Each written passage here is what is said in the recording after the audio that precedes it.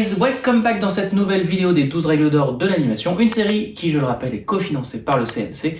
La vidéo d'aujourd'hui, nous allons parler d'un principe qui est, sans exagérer, le plus fun à étudier. Voyons ce que Franck et Oli nous disent du principe d'exagération. Il y avait de la confusion parmi les animateurs quand Walt demandait plus de réalisme, mais critiquait le résultat en disant que ce n'était pas assez exagéré. Dans l'esprit de Walt, il n'y avait probablement pas de différence. Il croyait que pour aller au cœur de toute chose, il fallait développer l'essence de ce qui s'y trouvait. Si un personnage devait être triste, il fallait qu'il soit très triste. S'il devait être joyeux, il fallait qu'il soit très joyeux. Certains artistes pensaient que l'exagération voulait dire des dessins plus déformés ou des actions plus violentes. Ils étaient à côté de la plaque. Donc en réalité, pour Walt Disney, l'exagération, ça veut dire plus vrai. Exagérer, c'est partir à la recherche de l'essence d'une pose ou d'une émotion. Donc l'exagération permet principalement deux choses. Et la première, c'est la clarté. Parce que plus on va exagérer une pose ou une émotion, plus on va s'éloigner du risque qu'elle ne soit pas comprise. Parce qu'on va s'éloigner de la subtilité pour aller vers l'évident. Par exemple, si je vous montre une photo de ce monsieur, l'expression n'est pas très claire. Est-ce que ce monsieur a peur? Est-ce qu'il sourit? Est-ce qu'il est inquiet? Est-ce qu'il a oublié d'éteindre le gaz en partant? Est-ce qu'il vient d'avoir une idée? L'expression n'est pas très claire. On pourrait utiliser l'effet coulet de shot pour lui faire dire ce qu'on veut. Now we have a close-up. Let me show what he sees. He saw a woman holding a baby in her arms. Now we cut back to his reaction to what he sees, and he smiles. Now what is he as a character? He's a kindly man. He's sympathetic. Now, take the middle piece of film away, the woman with the child. Now we'll put in a piece of film of a girl in a bikini. He looks, girl in a bikini, he smiles. What is he now? The dirty old man. That's what film. En revanche, voilà des photos d'expressions très claires, de joie, de peur, de colère, de dédain. D'ailleurs, au passage, ce sont des photos de Arnaud, qui est modèle dans ma formation de dessin de personnage. Si vous voulez en savoir plus, je vous mets le lien en description. Voilà, ce qu'il faut retenir, c'est que plus on exagère une pose ou une émotion, plus elle va être claire pour le public, ce qui est primordial. Sauf dans le cas de Michael Scott, par exemple, qui va pouvoir faire une expression hyper exagérée, et tu vas pas forcément comprendre ce qu'il ressent. This is the worst! La deuxième chose que l'exagération apporte, c'est l'entertainment, c'est-à-dire le divertissement. C'est pour ça que la plupart des youtubeurs montent en énergie quand ils sont en Par exemple, là, moi, je suis en train de monter en énergie un peu trop fort, quoi. Mais c'est pour rendre plus divertissant la vidéo et pour capter un peu plus l'attention. Pour comprendre ce principe du côté fun qu'il y a à monter une expression à son maximum, tu regardes simplement ce plan du Grinch version Chuck Jones. The Grinch got a wonderful, awful idea. Quand tu regardes ce plan, t'as tout compris, t'as l'impression que l'expression ne va jamais s'arrêter d'exagérer, quoi. Et alors dans Maman j'ai raté l'avion, ils reprennent ce plan et ils le mettent en parallèle avec l'expression de Tim Curry. Du coup, il y a une sorte de comparaison injuste qui se fait entre la réalité et le cartoon, et c'est là que tu vois bien la puissance de l'exagération et comment en fait ça rend l'image que tu regardes beaucoup plus divertissante. Ce plan incarne le principe d'exagération. Mais sinon, le roi de l'exagération, c'est bien sûr Tex Avery, où l'exagération devient gag tellement qu'il bascule dans l'absurde. Et d'ailleurs, je crois que j'ai un livre trop beau sur Tex Avery. Ouais, genre l'exagération, quoi. Ça, c'est un livre de Patrick Brion. On voit des photos de Tex Avery qui miment, comme ça, des poses. Ah, voilà. Ça, moi, c'était quand j'avais ces genres de livres que ça m'a donné envie d'être animateur, quoi. Quand je voyais ces dessins-là. Ça, c'est un de mes cartoons de Tex Avery préférés parce que c'est un cartoon qui va d'exagération en exagération. Au début du cartoon, tu vois un lion qui rugit et qui fait peur aux animaux. Et quand il hurle, il se vide d'air tellement qu'il devient fin comme un spaghetti. Donc c'est déjà de l'exagération, mais c'est rien comparé à ce qui suit. Donc en fait, comment aller plus loin à chaque rugissement? Il rugit tellement fort qu'il va perdre son dentier. Il rugit tellement fort qu'il va s'arracher la crinière. Il rugit tellement fort que son corps va sortir de sa bouche. Et donc plus le cartoon avance, plus il va aller dans l'exagération et même dans des gags métaphysiques absolument géniaux. Par exemple, pris de peur, un kangourou saute dans sa propre poche et disparaît.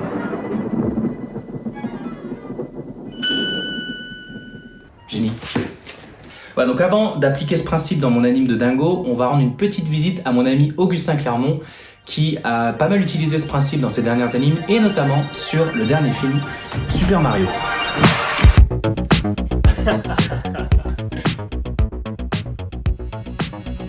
Putain, c'est Michael lui. Ben ouais, c'est Arthur Depoy qui l'a fait. Tu vas te faire plein de plans d'insert. Ça va mec? Ça va et toi? Super. Et bah écoute, merci d'avoir accepté de faire cette interview. Super. Avec grand plaisir. C'est bon, on avait dit qu'on parlerait ensemble du principe de l'exagération. Est-ce que tu peux nous dire ce que tu penses de ce principe? Bon, alors exagération, tu peux avoir différents niveaux de lecture. C'est soit l'exagération dans l'acting que tu vas donner à ton personnage, donc forcer certaines actions, aller plus loin physiquement. Dans la sauce du sanglier. Un pruneau! Ah, trahison! Qui est le renégat qui a mis des pruneaux dans la sauce?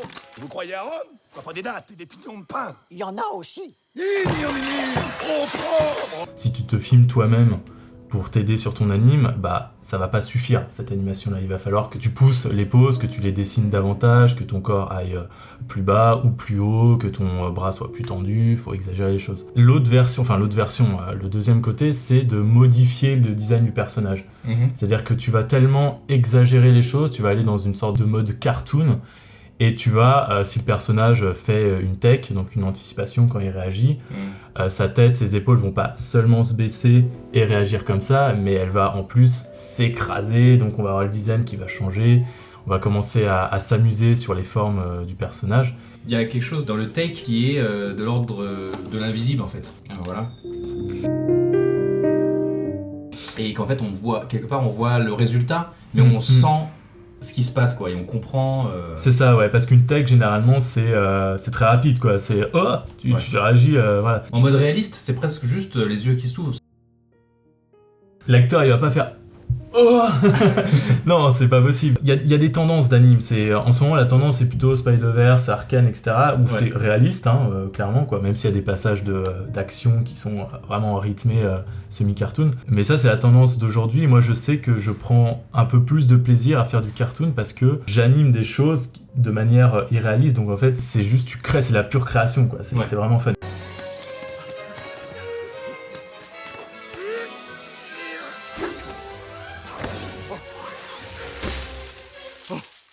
Là, j'ai travaillé sur Migration, j'ai travaillé plusieurs mois sur la pré-prod, donc on avait le temps de chercher des choses, comment les personnages peuvent interagir, quel style on décide aussi dans le film. Oui, on dit que c'est l'exploration en fait. C'est l'exploration, voilà. On a le réal qui nous propose des choses, nous on va lui dire bon bah voilà qu'est-ce qu'on peut faire avec ton personnage, est-ce que tu veux du cartoon, semi-cartoon, et généralement on va pas se mentir dans les studios, le cartoon c'est too much quoi. Ouais. Sauf à Sony. Sauf chez Sony, et encore Sony c'est genre c'est parce que t'as beaucoup de poses qui sont très statiques. Ouais. Et soudain il y a un mouvement en cartoon. Ouais. Mais pour moi le cartoon comme on l'entend c'est vraiment Tex Avery, c'est constamment tu vois des personnages déformés etc. I want a diamond ring, I want some bracelets and everything. Daddy, you better get the best for me. Hey, Daddy. Et Illumination c'est plutôt du semi-cartoon, et en général ce qu'on voit dans les films qui sortent aujourd'hui c'est du semi-cartoon. And the Vicious Six will be the most powerful villains on the planet. Tu dirais pas semi-réaliste? Genre Pixar, c'est pas du semi-réaliste? Si, c'est vrai. En fait, c'est entre les deux. Donc c'est ça, c'est entre les deux en fait. C'est vrai que Pixar, il va garder son style tout le long. DreamWorks, par moment, ils font des trucs plus cartoon. Ouais. Ça change un petit peu. Si tu penses à Madagascar... Il devient sauvage. Sauf qu'il peut!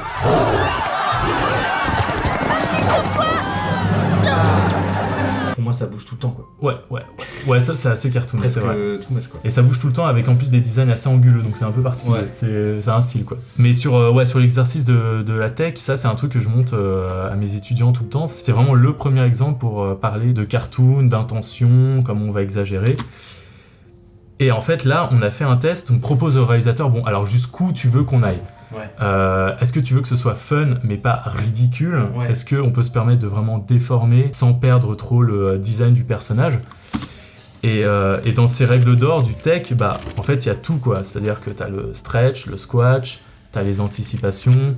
C'est d'abord les sourcils qui vont se baisser pour écraser les yeux, qui vont ensuite écraser la tête. La pose basse, il y a une progression, là on sent que ça s'écrase. Et une fois que ça s'écrase, bah, ça peut que remonter, donc ça remonte par le haut, mais ça garde un petit peu la masse sur les côtés, pour ensuite avoir un gros stretch qui reste en haut, pour ensuite redescendre, puis remonter. C'est vraiment le bouncing ball, quoi. Et le petit arc de fin, pour histoire de que ce soit pas totalement frontal et symétrique. Et ça, c'est vrai que moi, donc, je fais surtout de la 3D, et ça, c'est un truc qui est super intéressant à faire, parce que quand tu bosses sur des personnages en 3D, les personnages ont déjà leur forme, ils gardent leur forme tout le long, et en fait, c'est un moyen de pouvoir s'amuser à déformer le personnage déjà existant en image de synthèse pour pouvoir le rendre plus appealing, plus organique. Quand on travaille en 3D, on essaye à chaque fois de se détacher de ce côté très froid, très personnage solide, en dur, pour pouvoir lui donner un côté justement plus vivant, plus organique, quoi. Alors qu'avec le dessin animé tradi, il y a quelque chose déjà dans le dessin qui amène plus de liberté en fait dans la transformation du personnage. Oui, parce qu'en fait, c'est pas seulement de la liberté, c'est imprévisible en fait, l'animation 2D. Donc pourquoi c'est magique et pourquoi ça nous plaît tant, c'est parce qu'en fait, t'as pas un confort comme tu peux avoir en 3D. À chaque image qui t'apparaît quand tu vois un film 2D, en fait, t'as une surprise parce que il faut que le dessin, les proportions collent toujours. Donc il faut que le dessinateur essaye de vraiment reprendre le dessin.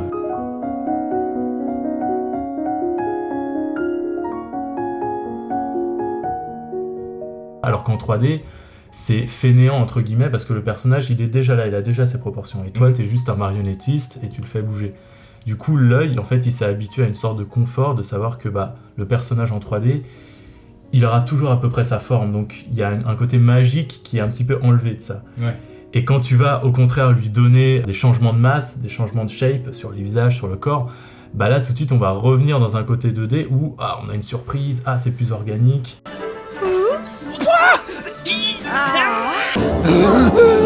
Parce que toi, tu dessines aussi, mais paradoxalement, en fait, tes dessins, ils sont vachement réalistes, en fait. Ouais, ils sont super réalistes. T'en as quelques-uns qu'on peut voir sans que YouTube vire la vidéo.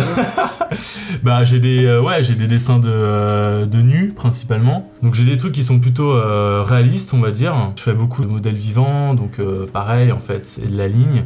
Et je pense que les moments où je m'amuse à faire de la déformation et à vraiment ressentir ces moments plaisants, c'est dans l'anime parce que ça bouge, quoi. Et le dessin, moi, c'est vrai que je suis pas animateur 2D, je suis surtout illustrateur.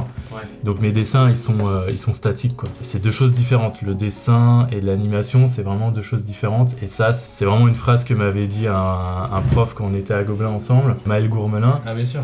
Qui, moi, tu vois, on avait un exercice avec Johan, c'était d'animer un personnage de Winnie l'ourson. C'était ça. Ouais, Tigrou. Ah mais c'était Tigrou, on avait tous animé Tigrou. Ouais. Et moi en fait, à chaque dessin, je faisais déjà toutes les rayures de Tigrou. C'est-à-dire que je passais pas par l'étape de gribouillage, on sent les formes, on voit comment ça se déplace. Parce que c'est pas que ça m'emmerdait, c'est juste que pour moi, il fallait déjà que ce soit beau, que ce soit parfait, quoi. Ouais.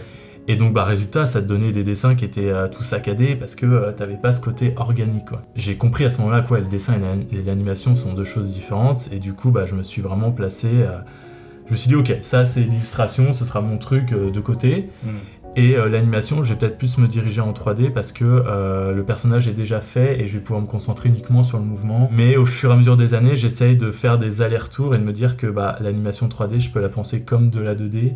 Si le rig me le permet, je déforme le personnage tant que je peux, quoi. Ok. Et justement, dans ce principe d'exagération, quand est-ce que tu sais que tu vas trop loin, quoi ? Je pense qu'il y a plusieurs paramètres. Déjà, c'est dans quel studio tu travailles. Donc en fait, tu as déjà un background de studio, donc tu sais que tu peux pas trop te permettre d'aller loin par rapport aux précédentes productions qui ont été faites dans le studio.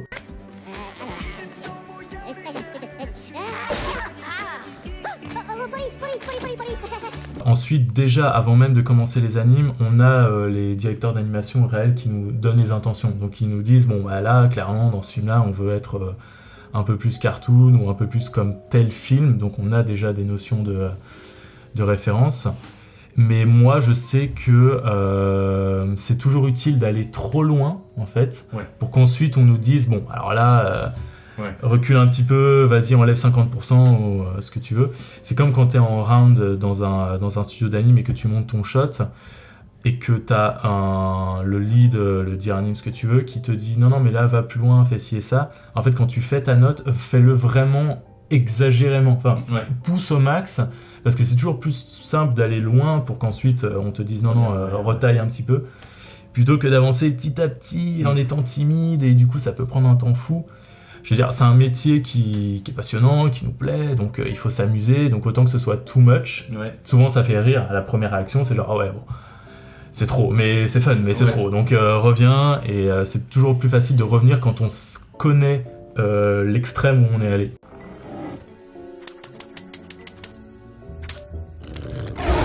Et une anime que t'as fait récemment et qui était pas mal exagérée, c'était celle du combat de Mario. Yes, ouais, le combat de Mario. J'ai eu la chance qu'on m'ait donné différents shots comme ça successifs dans le film. Il y a beaucoup de timing fort, hein, des poses très stretch.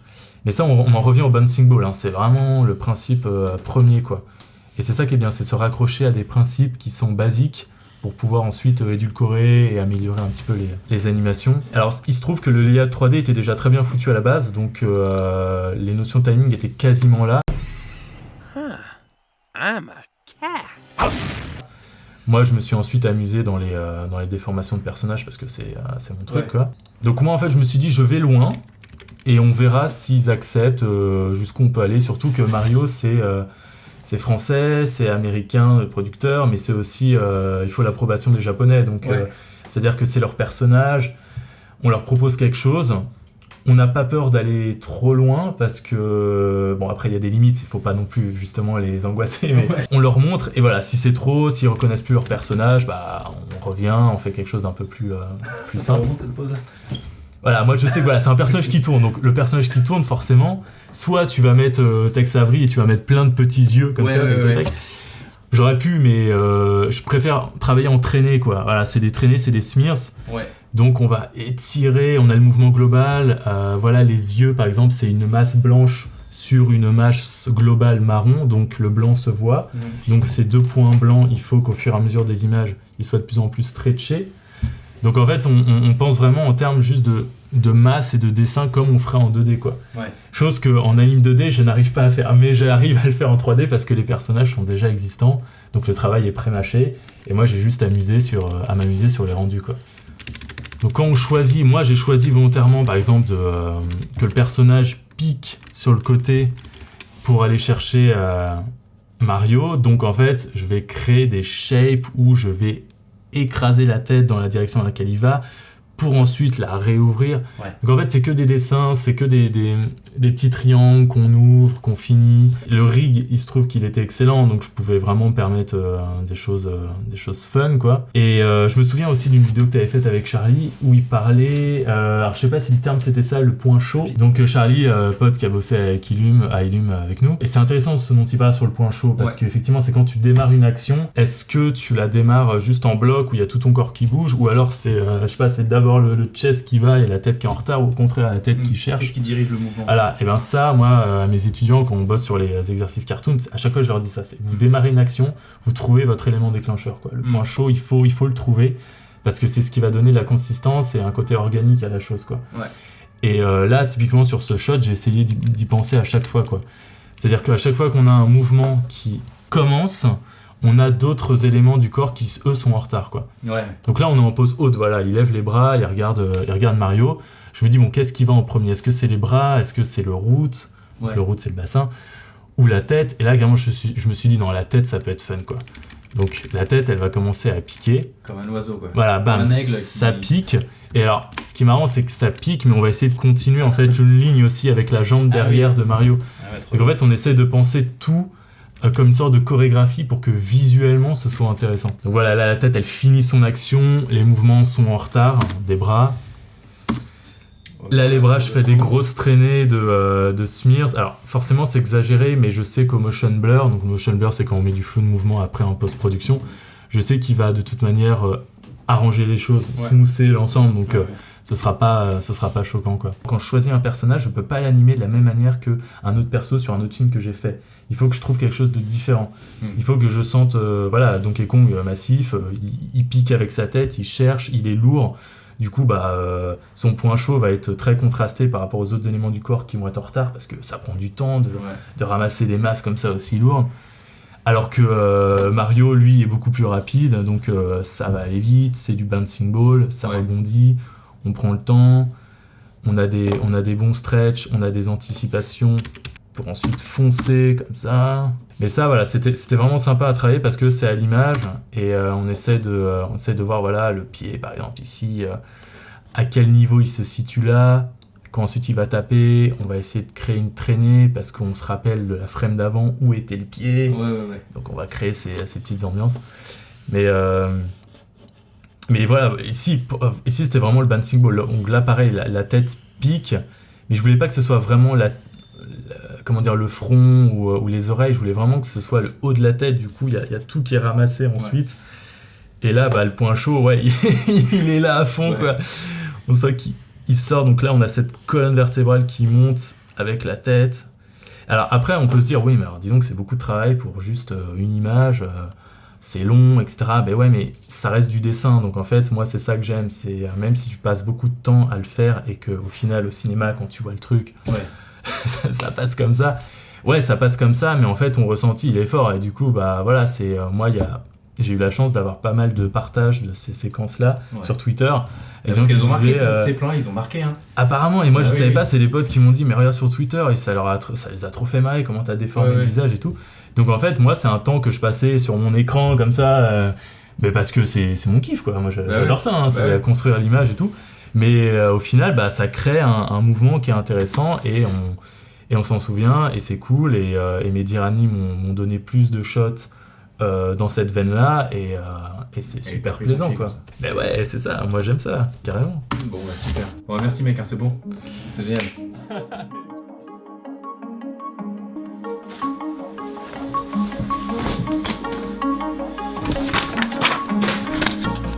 Pour appliquer ce principe d'exagération à Dingo, c'était pas très compliqué, puisque l'exagération c'est la nature même de Dingo. Donc, comme dans l'anime précédente, il avait commencé à s'enrouler le corps et à battre le rythme, je me suis dit qu'il pourrait commencer à avancer ses pieds en rythme et continuer à s'enrouler de plus en plus, jusqu'à ce que son corps ressemble à un Scooby-Doo. Donc voilà, je vous laisse avec cet anime, n'hésitez pas à liker, à partager et me dire en commentaire ce que vous avez pensé de cette vidéo. On se retrouve dans la prochaine vidéo pour le prochain principe. Des bisous, ciao.